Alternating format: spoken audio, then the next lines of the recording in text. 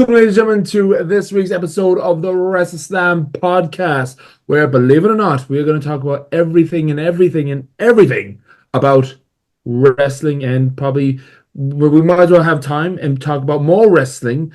And we are now sitting down via Zoom, of course, with the one and only Phil, the voice of the generation, Connolly, the multitask himself, and our first guest, our first of many guests of this year, of the year 2025, is none other than Derek, the voice of the Irish podcast in Ireland from Irish Wrestle Talk. How are you doing, my man?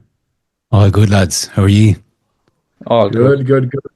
Yeah, now, Jerry unfortunately cannot be with us because it's a certain special day for him. And I won't say what day it is, but I think I'm going to have to sing it, lads. And I want you to enjoy me. Okay, come on, for this cringe fest.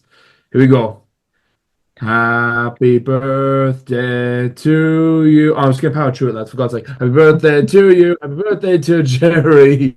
Happy birthday to you. It's his birthday, so he just relaxes. Yeah. But I just got left hanging. So I hope you enjoy that, Jerry, and everyone enjoying cringiness. But lads, real quick, how's everyone doing this weekend today? All good. Getting back into things because it was, as you know, it's hard to get back into it again, but now we're getting there. Yeah, but it's feel like that. It's like you're getting there. Like, am I still getting there? No, we're there. We're there. Yeah, we're there. I think we're back. Yeah. Derek, what about yourself? You've been busy, man, over at the Irish Wrestle Talk.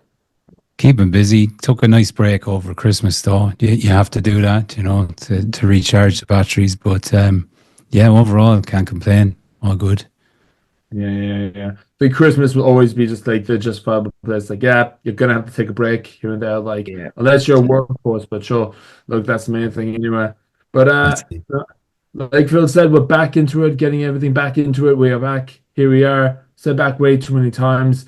But of course, this has been a way busy week for wrestling, and of course, it's been a busy week for a certain company called WWE.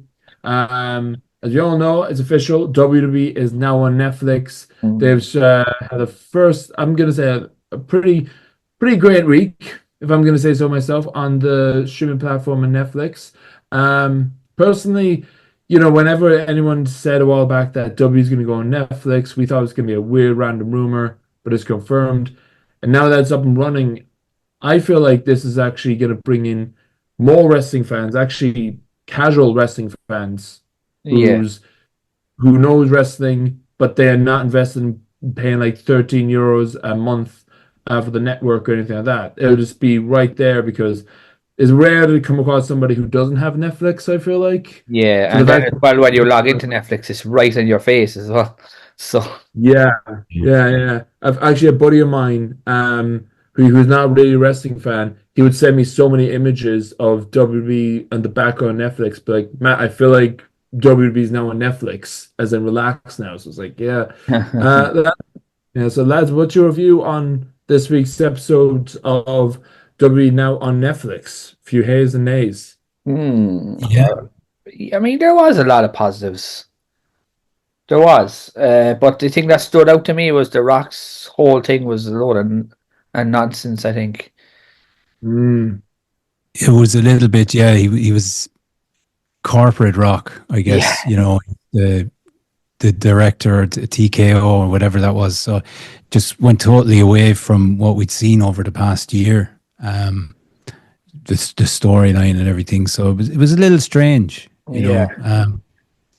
but maybe that's lining up for a future storyline of some sort. I don't know. Yeah, like even there, like one of my buddies was messaging me, Jordan, and he's like, "Oh, here comes The Rock to assault Roman Reigns," and I'm like, "He's not." From that promo earlier, he's not coming out to assault Reigns. He's putting the thing on him. He's putting the thing around his neck. There's no way he's assaulting him after having that promo earlier in the night. It's a little hard to go back now, after that last week, I think. Like, is he fighting at Mania? Is that's why they're doing this? Is he just not going to be at WrestleMania?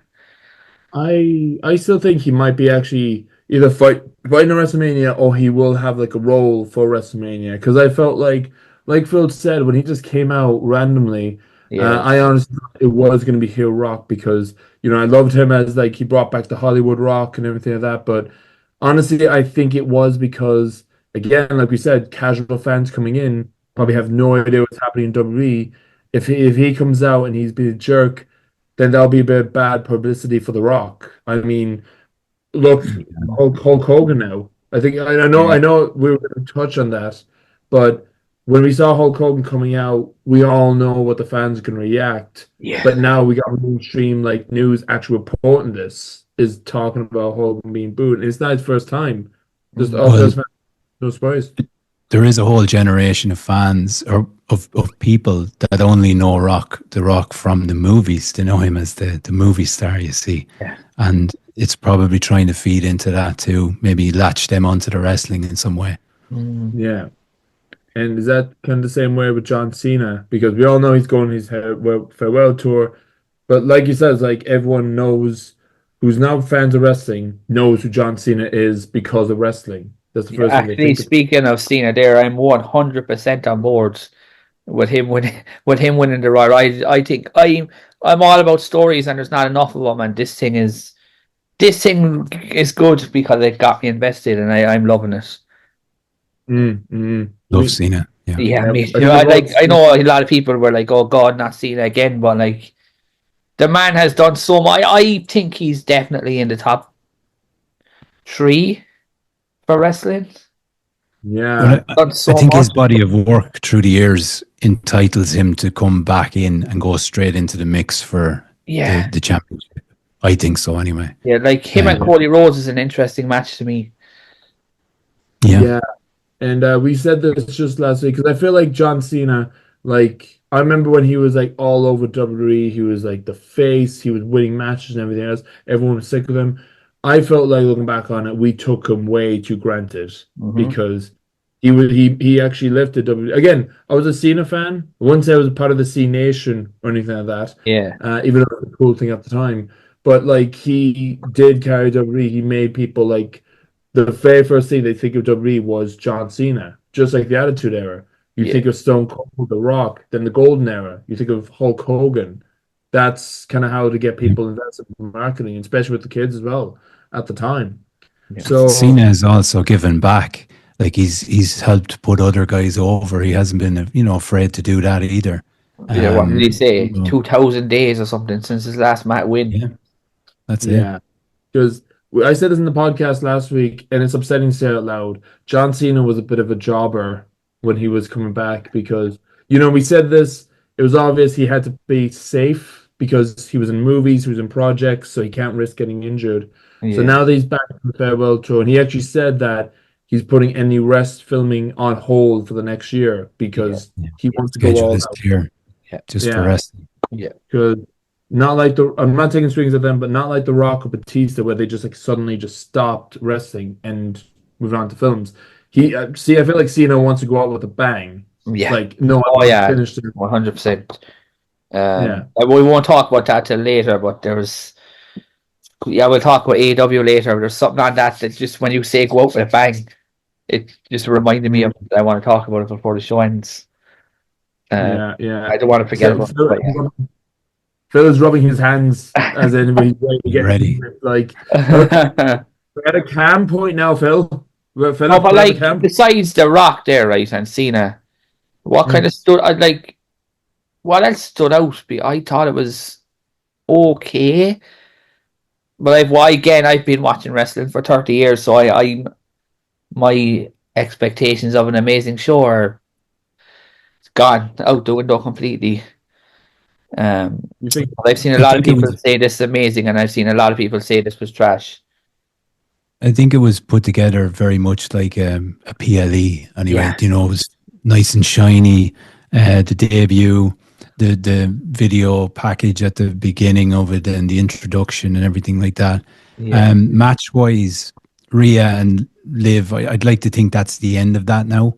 yeah, That yeah, was yeah. kind of concluded.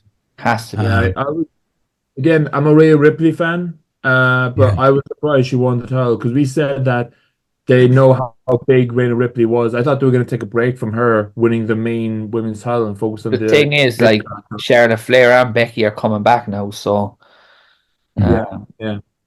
so we will see that. I don't know. Do I want to see Rhea and Charlotte again? Yeah, I think even Charlotte and Becky actually did admit that they're probably sick of just rivaling with each other at this Yeah, point. Maybe just like let it breathe a bit. Kind yeah.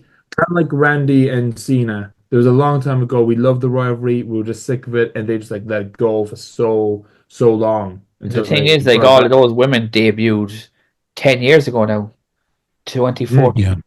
So that's a long time to be on your TV every week. yeah. But yeah, that's just it. I think WWE is now at that point where they're like, we're what we have now, and I think they feel like that they're like they need to realize they shouldn't take this for granted in some way. Also, as well, like, why? I know they don't, they're kind of spreading things out, but why didn't they do any sort of like cliffhanger to be like, lads, come back next week? I I know if you say that, they'll say, oh, it's a different time or whatever, but I think there should have been something for someone to say, I want to watch this again next week. Mm. I That know could they have been. announced a load of matches and they announced a load of things, but like, there's nothing says something like, I know this is all a thing, but like Vince McMahon getting blown up in a limo or whatever, something like Yeah. not that, but that sort of thing. We go, oh, okay, I must watch this again next week. Yeah, Yeah, I think the focus was just on the spectacle itself as the Yeah, debut episode.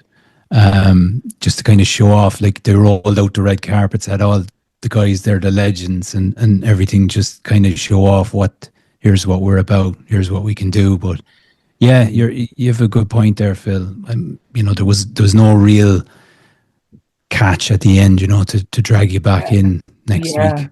And even there, like even with NXT and SmackDown on NXT as well, The Rock did a very safe promo on NXT. Um, and then SmackDown was just SmackDown. There was nothing again that kind of again. Maybe yeah, it's yeah. Come his back next week. schedule. He just he can't commit to Yeah. every week, I suppose. But Yeah, because did they end it with a cliffhanger on NXT? Because we need to realize casual fans they only know Raw and SmackDown, and they'll look at NXT be like, "Oh, what's this? What's this show? Oh, What The those Rock. two?" Yeah. yeah, Yeah, it was it. I think I said the Rock on NXT, he was just winging it the whole time. I just feel like, Yeah. just like, oh, 6 minutes. Well, I give you 6 minutes and everything like that. As in, like, yeah, the Rock was just there for people to get invested with NXT, Yeah. just because Sure, Triple H with the crowd on NXT as well. he was, yeah. Because I think Triple H flat out admitted so many times he prefers NXT to the roster, like, just because that's his creation And the at thing, this I, point. I actually quite like it now as well because it has new faces. Then that's a big thing. Yeah, yeah.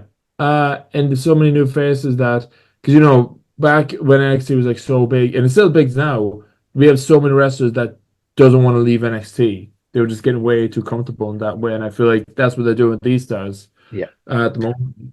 yeah. Well, there might be big fish in a small pond. That's the way they might see it there. And when they step up, then they might kind of get lost in the crowd, perhaps. Yeah. But Exactly. But yeah, so all in all, it was. I know a lot of people say it's very mixed, but yeah, like Phil said, they should have ended it on a cliffhanger Or because not once even again, not even a cliffhanger, just something to say like this is going to be energetic. Just must see, I suppose, is the word. Yeah. And a lot of people says that what I love is there's more casual fans talking about Hogan getting booed. Are we gonna see Hogan being on a heel? I'm like, nah. I'm not gonna And see the it thing for about Hogan is he's after signing a deal with WWE with the beer. that's the right. American. Yeah, I Yeah, think the so sponsorship was on the canvas, wasn't it, in the ring? yeah. And so forth, along with all I the sponsors.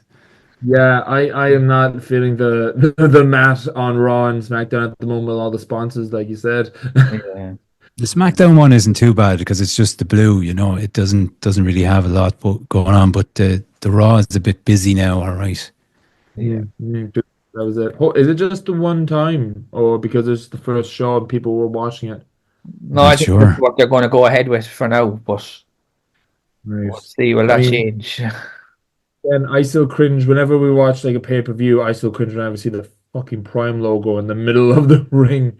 Uh, Yeah. I don't know about yourself, Eric, but I don't think WrestleSlam is going to get sponsored by Prime down the line, unfortunately, officially. But yeah, but no, that was WWE on Netflix. I'm a Phil. I know we're talking randomly about the Royal Rumble. I'm on board for Cena to win. Yeah. Personally, I would love to see him taking on Cody Rhodes, and we see a Cody Rhodes heel turn, like his Homelander character coming back out officially. I think so. I think so. And I think Cody needs a change as well. Yeah, because Yeah.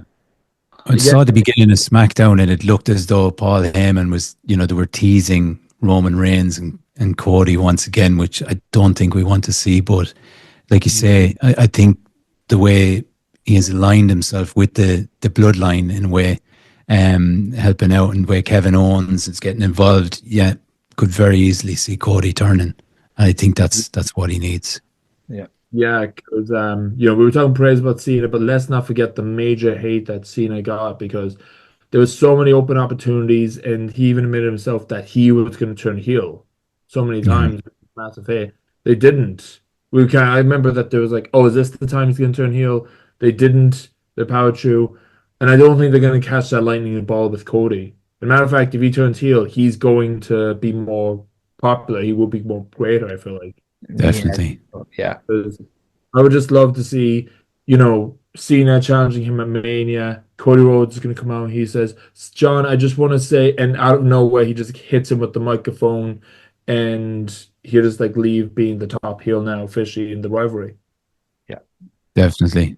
Yeah, I think that would really drive everyone crazy, like fans wise, that we're just waiting for that to happen now. So Definitely.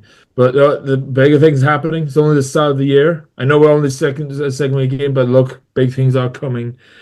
Now, we're going to talk very briefly about another company. But I know we have a full-on video coming out soon. We're just going to still talk about it. Phil has a massive smirk on his face as they bring Yeah, this. it's just Let's talk about AEW okay. now. Can we start? I suppose we start with positive stuff that I actually do enjoy. Yeah. The Jeff Jarrett thing is very intriguing. Because I've been a huge Jeff fan for years. And I know a lot of people probably don't want it, but I would love to see Jeff Jarrett win the world belts before he retires. Nice. Again, it's a story that's I'm just like old school, like same as Cena. If the whole thing is get you invested in it. Personally, for me, I'm gonna say I kind of don't want to see Jeff Jarrett win. I 100%. In Texas, all in. Is it all in? It's gonna be all in, yeah.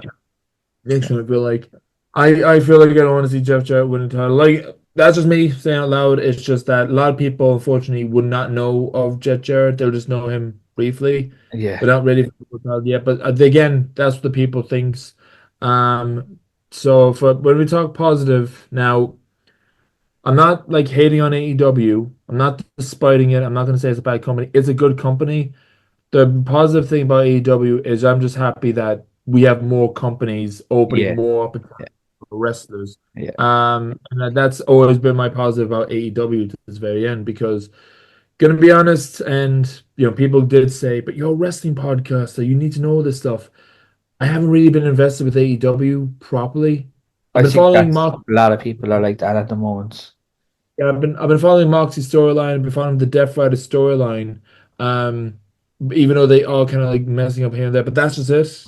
It's just that I've just not been invested. It's just that's my one positive about AEW is how that it probably was the first of many companies that actually seriously had butt heads with WWE, company wise. Derek, yeah. what about I think we still have to remember they're a company that's quite in its infancy just yet. I think it was like 2018, and we've seen things like this in the past with WWE. They went to smaller venues. It would have been back in the 90s to take a step back and then move forward from there. So I do think there's hope. There's a lot of talent there. Tony Khan is quite the accomplished businessman. That doesn't always translate to every business, though. Maybe he needs to get somebody else on board to help. Even in terms of the booking, and there are some people like JR there and that, but how much input he has, I don't know. Or Taz and guys like that. Yeah, they need a proper structure was created because Tony Khan is doing all himself. Yeah, and like that, he is a businessman. But that side of things, he's booking as if he was a child watching wrestling for the first time. Yeah, this is it. Yeah. And like they do have the talent there. There's no doubting that. Male and female. I think though, they're going to Australia with their next event. They've done the All In the UK. But maybe if they thought about some other countries across Europe, like Germany, France, the way WWE have done it, and ourselves there in Ireland. Yeah.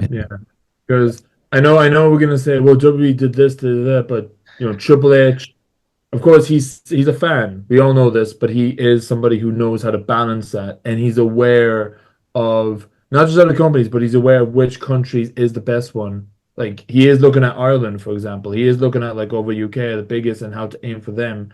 Tony, of course, he has Australia, but I feel like Tony's just looking for something that he thinks he wants. Like it's like he's playing a WWE game. And he's playing general manager mode, if that makes sense. But Triple H has been immersed in the McMahon family for years, also. So he's kind of learned from them, in some ways. Whereas Tony, I guess, hasn't had that kind of a chance. I'll just say one thing, right, about AEW. I think AEW has become so. I have to be careful with the word I use. I want to use like neglected. That if like a John Cena appeared on their show tomorrow, their ratings wouldn't improve. That's kind of where they're at. That's another thing too, Phil. Like the social media presence of AEW versus WWE, it's like night and day. Yeah, exactly. Even their website is so plain in comparison to WWE's. Yeah, it doesn't look good at all. Like, no. And also as well, they need to stop giving out their whole show before it comes on. Because I think I know we kept WWE, but I think they're aware that once upon a time AEW took serious jabs at WWE. And whenever they do that, I personally feel like you shouldn't be doing that. Not because it's unprofessional, because look at TNA. Years back, they would take jabs at WWE. It was really bad. Yeah, And now, fast forward, it's obvious TNA and WWE has a partnership. Like TNA stars show up to Royal Rumble. Nick Nemeth might be showing up to the Royal Rumble. You never know. Yeah, Joe Henry might be in the Royal Rumble. Yeah, I know what you mean. Yeah, so that's it. It's like, I know you're trying to get clout, but you need to be aware that down the line you might end up kissing their asses as well. Like also as well, there's a business deal there that Tony can write. This is just how much he. I don't want to say he doesn't. I hate to say that word. He doesn't care, but I think he just has so much money that it doesn't affect him. He's just casual about it. Yeah, like he was offered to put Dynamite onto TNT Sports, and he decided, I'm going to put it on this ITV4. We need AEW on Prime and Netflix. You need it on something other than like ITV4 is very hard to get on the over here, and it's not very hard to get, but you have to go your way to get it. Yeah. Like with Tony Khan, I will say now. At the time, I thought this guy's like, I can list out so many times I've just done with AEW. Like, I'm a Punk fan. It's just when they lost Punk and when they just showed the fucking video of him with Jack Perry in the back, I thought that was the nail in the coffin. I think the biggest mistake he probably done was when he bought Ring of Honor, because, let me explain, I always saw Ring of Honor beforehand as a company, but it's a little company, an independent company of like up-and-coming wrestlers making it their own. So when Tony bought the company and he brought Chris Jericho in, he brought like all the mainstream like wrestlers in, it kind of was just another company you're gonna have to invest in. And he put the world belt on Jericho to try and get a TV deal for that station. that was it. And so many Ring of Honor wrestlers was left at the sidelines, or they're just like done at that point. Like, Actually, that actually reminds me of Jericho there. Anybody see his match the other day? No. Oh, like I actually feel sorry for him. It was that bad. I didn't, but I have seen clips of that. Yeah, match. you should go and watch the match just to see. Like after watching it, I love Chris, but like Shell of his former self, isn't you need to hang it up. Yeah. Yeah. Like And the amount of missed spots and the amount of like stupid stuff in it. It's sad to see, probably. it was awful. It's like, do you remember when they were like, "Oh, Ric Flair is keep going," but Ric Flair wasn't this bad in his 50s. He was actually quite good still. But Jerry just seemed to be progressively getting worse and worse and worse and worse. Yeah, because I feel like Jericho has an amazing career. Now, I'm not saying he's going to retire, but I would still love to see him like still involved with AEW, but maybe as general manager, maybe he's or a manager or something, doing something where he's talking. Yeah, because I feel like a while back with that infamous press conference with Jericho was concerned for Tony, whispering to Tony, he could actually help out in that way, as in maybe not competitive, maybe focus on making this a better company. Yeah, because like he has name value. He still has name value. He does, right? He really does. Because like what Derek said, he's like a fanboy. But going back to Triple H was a wrestler for years and years, and he became friends with all these people he was fanboys to, and then he saw new wrestlers coming in. Yeah. That's the same with Chris Jericho. He worked with so many wrestlers, and he's seeing new wrestlers coming in. As Tony, he was in his mid-30s when he started AEW, so he was still young. Yeah, he was like 35 or 34 or something, yeah. Exactly, yeah. And that was it. So, all in all, lads, gonna say right now, if you had the opportunity to, once I fix AEW, but make it better, what would your pitch be? Restart the company from scratch. Yeah, just rip it all up and just go back. And also as well, can somebody also tell Will Ospreay to sell, man?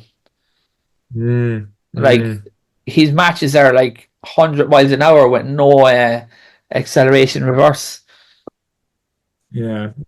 I love Will Ospreay. I love him to bits. I love his matches. I just think he goes once he goes full on, that's it. There's no coming down. It's all or nothing. I think it's like what Jericho said when he was rivaling with him. He just like needs to ease up. Yeah, exactly. If he toned that down by 20%, he would be probably the best wrestler in the world. Yeah.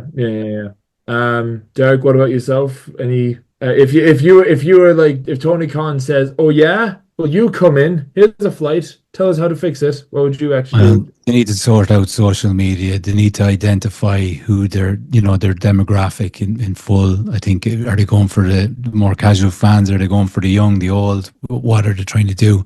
Just go back to the very beginning and go from there. If possible, get these long matches off TV. There's too many long matches on the cards for all three shows. There's too many long matches. Yeah.